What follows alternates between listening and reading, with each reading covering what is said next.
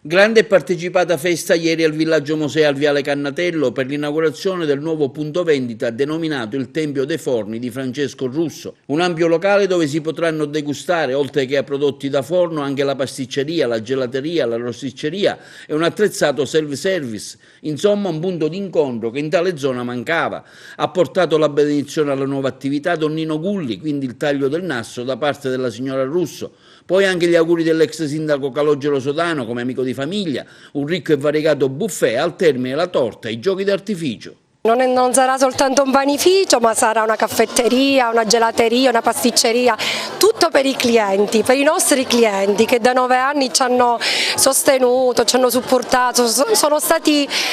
amici, non lo so, parenti, una grande famiglia, la nostra è una grande famiglia, quindi cercheremo di offrire sempre il meglio,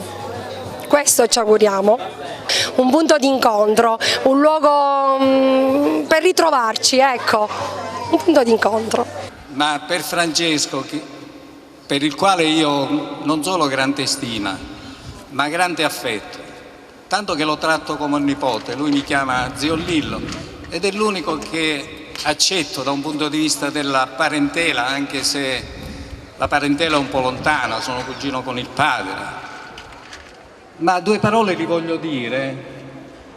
perché Francesco se lo merita perché io lo conosco da bambino, quando era ragazzino lavorava nel forno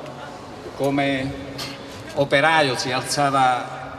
alle 4 credo e fino a tardi lavorava. È una famiglia di panificatori,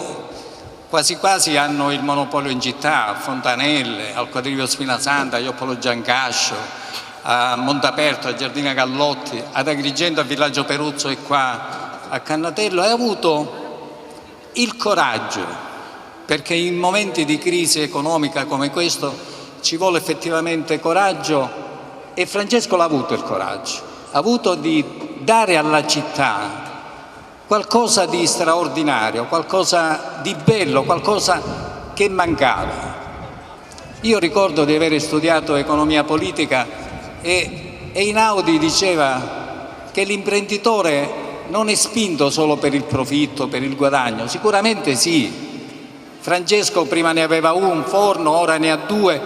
è spinto per il guadagno e il profitto, ma soprattutto è spinto da quel coraggio di fare e di andare sempre avanti. Ed è un punto interrogativo, ma noi gli auguriamo tantissima fortuna, perché è una fortuna che si merita, per quello che sta dando alla città e per quello che sta dando alla famiglia. Io auguro a Francesco, a Giusy e ai suoi bambini, auguro a tutta la famiglia Russo, a questi grandi panificatori, ma soprattutto a Francesco stasera, che questa attività possa avere lustro e possa avere fortuna. A Di Maiora Francesco, un abbraccio e un applauso.